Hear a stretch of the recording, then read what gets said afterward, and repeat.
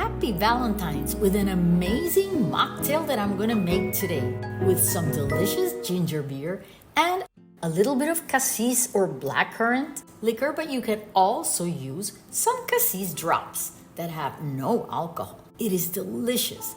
The bubbles from the ginger beer, which has no alcohol, with the red color of the cassis is beautiful. You could also add some blackberries or a strawberry in there. The flavor is just the best of all. You're gonna love it. It's delicious. A little bit of cassis syrup, blackberry or raspberry, and your ginger beer. Delicious. You wanna decorate it like they do at bars? Add some dry lemons or some dried limes or oranges, and voila, you have a beautiful drink to celebrate your Valentine's Day or any other special day.